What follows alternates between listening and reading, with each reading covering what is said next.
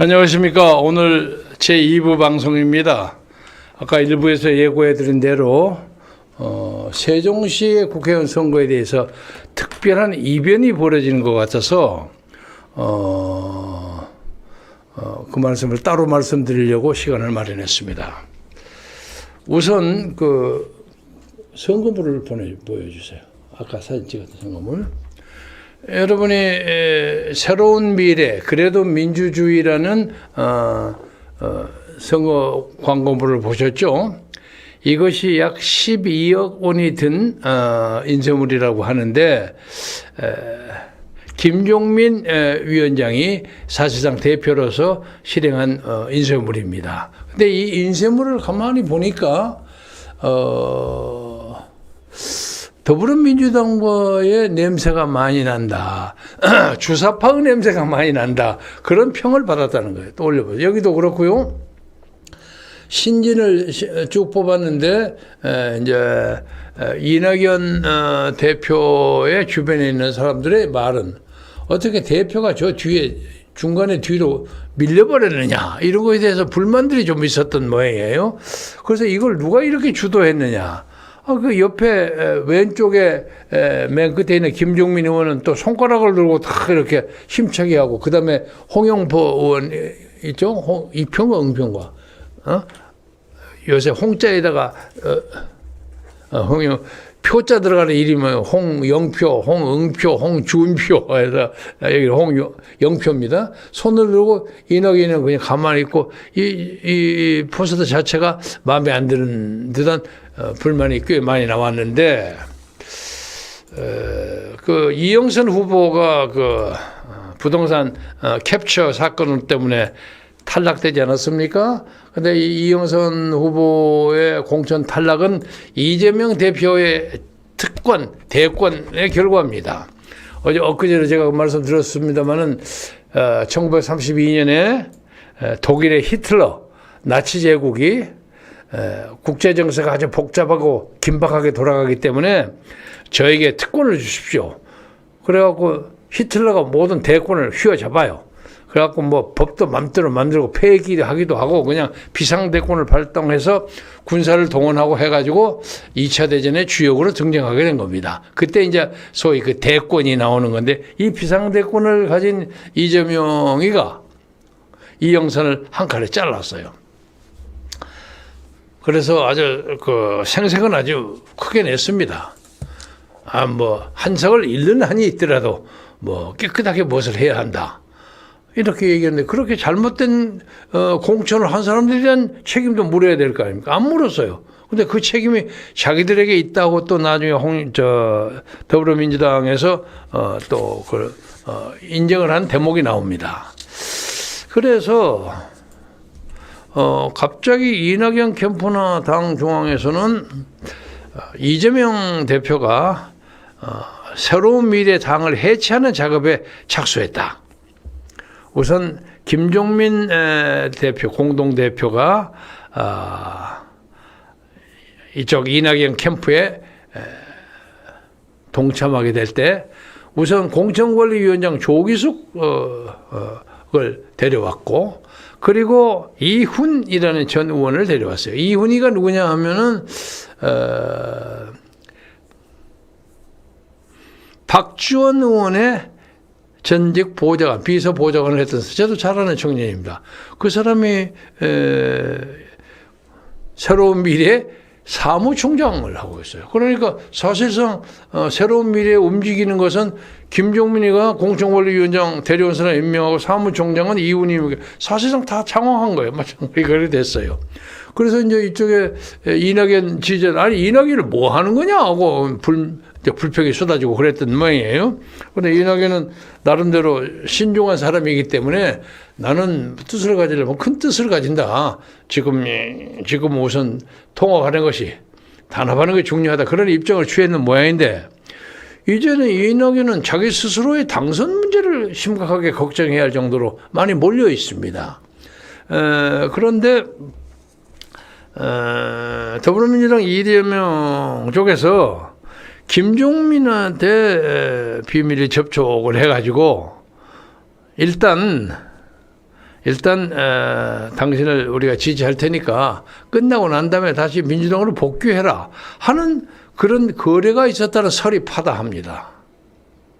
그래서 아까 방금 보여드렸던 그 인쇄문에서도 그 새로운 미래에 대한 이미지가 별로 없고, 김종인이가 옛날을 기다려 그래도 민주주의, 이게 그래도 민주당 이런 것처럼 보이고, 그리고 오영환이를 또 클로즈업 시키고 새로운 미래로, 그래서 그 이낙연 측근들로부터 불만을 많이 가지게 한 것이고, 결과적으로는 세종시에서는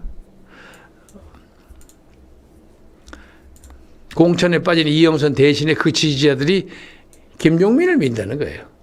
그러니까 유죄와로서 개임이 안 되는 거죠. 앞으로 두고 봐야 되겠으면 그렇게 될 가능성이 많고, 그와 관련해서 그 소문이 들었는데 마침 방금 들어온 홍익표, 여기도 홍자에다 표자입니다. 홍익표, 응표, 영표, 준표 맞네요. 홍익표가 이런 발언을 했어요.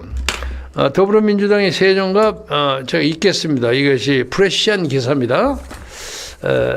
이영선 후보에 대해서 공천을 취소한 가운데 홍익표 더불어민주당 원내대표가 어쨌든 국민의힘이 아닌 다른 후보를 선택하는 것이, 그러니까 국민의힘을 찍을 수는 없다는 거죠. 누가 언제 찍어라 그랬습니까? 선택하는 거 우리가 그래도 가장 나은 선택이 아니냐. 며 사실상 민주당 출신인 새로운 미래 김종민 후보에 대한 지지성 발언을 했다. 오늘 아침 기사입니다. 홍 원내대표는 20일 오전 불교방송 라디오 정은신의 아침 저널에 출연해서 어쨌든 김종민 후보를 저희가 민다고 말씀드릴 수는 없다면서도 이렇게 말했다. 그는 중앙선거관리위원회 후보 등록을 마친 상태에서 이 후보에 대한 공천을 취소한 배경에 대해서는 이 한 사람 때문에 전체 선거에 부정적인 영향을 줄 것을 우려했기 때문이다. 우리는 한석을 잃더라도 과감하게 쳐내는 것이 전체 선거에서 당에 대한 신뢰, 전세 사기라는 부동산 투기에 대한 단호한 당의 입장을 보여주는 것이 필요하다고 판단했기 때문이다. 그러면서 그 뒤에 이런 얘기가 있습니다. 문재인 정부가 망한 것의 이유가 부동산 때문에 망한 거 아니냐. 그래서 우리가 부동산 사기 문제에 대한 특별하게 관심을 가진다. 그리고 이제 한민수 대변인이 갑자기 투입된 것은 낙하산은 이유는 분명하는데, 당시에 갑자기 준비가 안 된 상태에서 한민수 본인보다는 당의 명령에서 지도부의 요청에 의해서 한민수가 할 수 없이 나간 것이다. 그 사람을 욕하지 말아라. 뭐 이런 식으로 그 강북을의 한민수 후보를 지지했더라고요. 그래서 또 이와 관련해서 김부겸 공동선거사책위원장이 라디오 김태현의 정치쇼에 나와서 당으로는 참 아픈 결정이면서도 그만큼 중대한 사안이라고 봤다. 특히 부동산 문제야말로 우리 민주당이 지난번에 정권을 내주게 된 아픈 지점이라면서 민주당이 추구하는 가치와도 맞지 않고 국민 눈높이와 동떨어져 있기 때문에 읍참마소호 심정으로 이영선의 공천을 취소했다. 이렇게 얘기를 했습니다. 그래서 이 내용을 봐서는 민주당 이재명 대표가 김종민을 일방적으로 밀어서 당선시켜가지고 다시 민주당으로 복당시키려 한다는 그런 음모, 그런 내역은 거의 신빙도가 90% 이상이라고 보아집니다. 정치가 참 묘하게 돌아가는군요. 그래서 이제 난감하게 된 것은 광주에서 광산을에서 선거하고 있는 이낙연 후보입니다. 이낙연 후보 그 지지도 이거 보여주세요. 민형배 민주당 이거 유명한 사람이죠. 뭐 이름 받고 당 빌려주고 왔다 갔다 하고 했던 사람으로 63.0%, 이낙연은 간신히 19%, 어디 가면 22% 올라가는 것도 있습니다. 나머지 사람들은 크게 문제가 되지 않고. 그런데 앞으로 이거 3월 21일부터 22일 사이니까 한 3주 전, 선거 3주 전인데 3주 전, 앞으로 3주 동안에 이낙연 후보가 40%를 올라채워서 잡을 수 있을까 하는 거에 대해서 유감스러운 일이지만은 비관론이 우세합니다. 그래서 특별히 특별한 사건이 벌어지지 않는 한 이낙연은 고배를 마실 가능성이 많다. 그래서 자기 나름대로 뭐 여러 가지 이제 생각이 있겠죠. 있는데 앞으로 끝까지 파이팅을 하면 거기서 비례대표는 2-3명 될 수가 있을지 모르겠습니다만 이낙연에게는 정치적으로 굉장히 어두운 그런 시절이 예상되지 않는가 그런 느낌을 가집니다. 그와 관련해서 비례대표의 참 그 여지경 속에서 또 재미있는 거 하나가 정광훈 목사가 주도하는 자유통일당의 특별당비에 관한 것입니다. 원래 이게 23일자에 나왔는데 뭐 어디 저기 어디 가서 특별당비를 낸다고 해서 축돌 비밀 특별 안수 안차를 해가지고 그때 수표로 1억 원 돈을 건넸다 하는 것이 그 문제에 대해 A라는 사람의 여성의 증언이에요. 그런데 그 후에 정광훈 목사가 자기는 그 돈 받은 바 없다. 응? 그 돈이 어떤 거지? 그 어디서 은행에서 맺는 것이고 번호가 몇 번인지 그거 다 찾아봐라. 있는지 진짜로 만들었는지 몇 월 며칠에서 만든지. 그런데 그 옆에 그 수행 비서인 어떤 남아무기 전도사가 봉투를 하나 받았는데 봉투에는 1억 원짜리 수표가 아니라 다른 것이 뭐 조그만 것이 들어있더라 하고 그렇게 얘기를 해서 그거 좀 애매합니다. 그러니까 지금 현재로 봐서는 그 1억 원짜리 수표를 줬다고 주장하는 A씨의 말에 신빙성이 많이 떨어집니다. 응? 그런데 그 후에 이제 뭐 그걸 가지고 찾아가서 자기 남편하고 같이 가서 설왕설래를 하다가 아마 큰 소리로 오가고 그랬던 모양이죠. 그래서 경찰이 출동까지 했어요. 그래서 상당한 경론이 벌어졌던 모양이에요. 그런데 그 사람이 그 다음에 얘기를 왔다 갔다 한 것에 대해서 녹음을 했어요. 그래서 녹음 얘기가 그냥 오늘 신문에 자세히 보도됐습니다. 그래서 이게 어디에서 나온 거예요? 녹음된 것이 25일자 YTN에서 다시 보도를 했네요. 보도를 했는데 모처럼 그 수백만의 당원을 가지고 있다가 큰 소리를 꽝꽝 쳤던 전 목사가 드디어 비례대표 반열에 올라섰는데 반열이라는 게 지금 새로운 미래 그리고 개혁신당 그리고 자유통일당 또 하나 뭐지? 민주당? 뭐야? 새민주당? 새민주당이 뭐야? 자유민주당?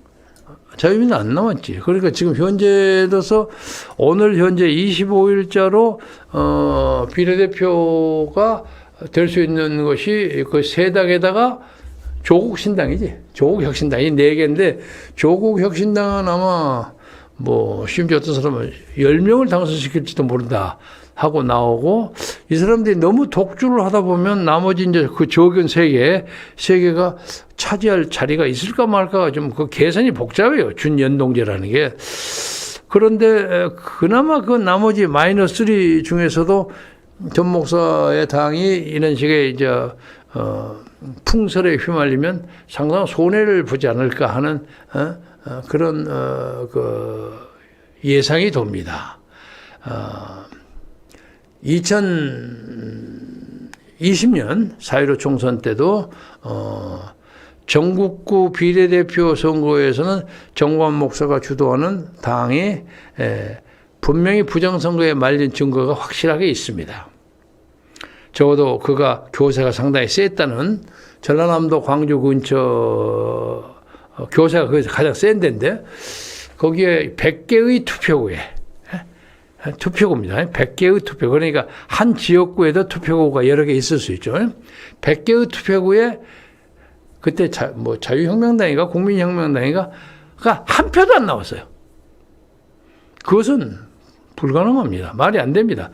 어디 제주도나 어디 딴 데 가서 또 그랬다면 모르지만 정광훈 교회로서는 가장 세력이 세다고 생각하는 전라남도 광주 근처에서 한 표도 안 나온다는 게 말이에요. 이건 너무도 명백한 부정인데 이 부정을 뭐 끝끝내 끌어가서 나한테 대법원에서 의미 없다고 기각해버렸어요. 이 나라의 정치 현실이 그러합니다. 그래서 그때 뭐 70몇 몇몇 본가 받았다고 해서 그것을 이제 100만 표 이상으로 해서 아예 3% 이상이 되기 위해서 그걸 하기 위해서 그냥 사력을 다했는데 갑자기 지금 이런 사건과 벌어졌고 앞으로 그 추이가 어떻게 될지 그리고 이게 과연 선거관리위원회에서 문제를 삼는지 검찰에서 경찰에서 어떻게 하는지는 앞으로 주목해야 할 문제인데 좌우당간에 이것 때문에 전 목사는 손해 본 거예요. 그래서 앞으로 그 형태가 예측할 수 없을 정도로 막 흔들리리라고 생각합니다. 그래서 이 국회의원 선거에 또 비례대표 그걸 따려고 그 애쓰는 사람들의 그 참 눈물겨운 노력, 그나마 그렇게 노력해도 이제는 그 한두 석 땄는 그 후보 정당의 반열에도 끼지 못하는 눈물겨운 정당이 많아요. 그래서 어디도 뉴스에도 나왔습니다만은 이번 선거 끝나면 진정한 의미의 정계 개편이 나와서 진정하게 자유우파, 리버럴리스트, 컨서버티브를 대변하는 진정한 정당이 필요하다. 그런 것에 대한 여론이 선거 아직 투표하기 전부터 끌어오르고 있습니다. 국민들이 그만큼 현재 벌어진 정치판에 대해서 만족하지 못하고 있다. 그런 느낌을 가지는데 민주주의 국가에서 선거라는 게 축제인데 관리하는 중앙선거구에 대한 의심의 눈길을 아직도 보내고 있고 그리고 또 여기서 뭐 비례대표 그 몇 가지 몇 사람 그걸 하는데 그 뭐 돈이 왔다 갔다 하다고 뭐 어쩌고 저쩌고 뭐 하니까 이거 우리가 민주주의를 할 자격이 있는 것인가 이런 것에 대해서 상당히 그 절망적인 감정을 떨쳐버릴 수가 없습니다. 그래도 어떻습니까? 대한민국을 열심히 끌어가야지. 앞으로 더 힘내고 끝까지 부릅뜬 눈으로 확실하게 민주주의를 지키기 위해서 우리 다 같이 노력하고 낱낱이 잘 지켜봐서 역사의 증언자가 되도록 서로 다짐하고 노력해 주기를 다짐하면서 말씀을 마치겠습니다. 경청해 주셔서 대단히 고맙습니다.